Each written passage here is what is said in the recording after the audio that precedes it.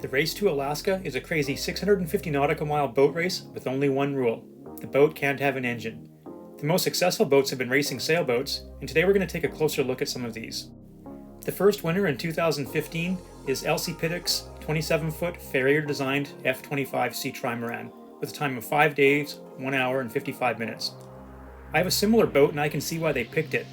It's easy to maneuver without an engine and one of the fastest small sailboats ever made. At around a ton ready to sail, it's extremely light, but therein also lies one of the problems. Loading it down with all the gear needed for the Race to Alaska blunts the exceptional performance.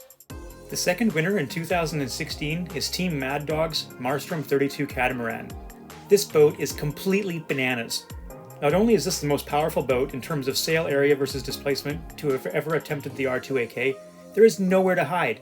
These guys literally spent the entire trip outside on the nets, sleeping with a knife in hand to free themselves in the event of a capsize. Thankfully, it was a fast trip and remains the current record of 3 days, 20 hours, and 13 minutes.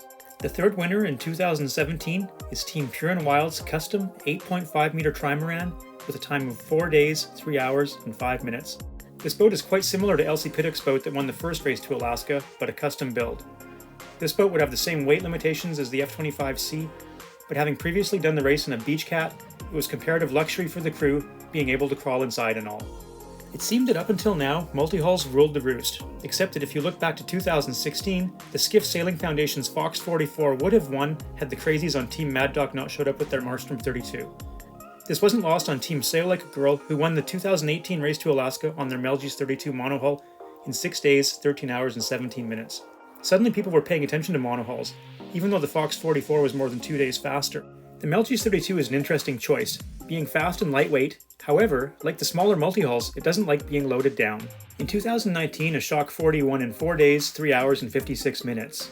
The Shock 40 has a canting keel and twin fore and aft rudders. They barely beat Team Pear-shaped Racing on their custom 10.6 meter Trimaran, who we think were actually winning, but had the misfortune of hitting 4 logs in the middle of the night. But logs aside, how is it that monohulls can even compete with multi-hulls in this race? I've owned and skippered both, so I'm going to tell you what I think. First of all, the most competitive monohulls are about 10 feet longer than the multi-hulls. If it was 40-foot multi-hulls versus 40-foot monohulls, there would be no contest, for the reasons in this other video. But it's 40-foot monohulls versus 30-foot multi-hulls, which somewhat levels the playing field. These 30-foot multi-hulls are also very light, which makes them more weight sensitive than 40-foot monohulls, which becomes a huge factor when you load them down with enough food and water to go 650 nautical miles. Now you've almost eradicated the entire benefit of a multi-hull. But there's more. Multi-hulls are very sensitive to sail trim. I mean, a tweak that might get you half a knot of boat speed on a monohull might get you 3 to 4 knots on a multi-hull. This is both good and bad, because a multi-hull has a chance of catching up, but it's also very easy to fall off the pace when you're tired, like after sailing for 50 hours without sleep. Basically, a larger monohull is easier to sail fast when it's loaded down and when the crew is tired, both of which will definitely happen on the Race to Alaska.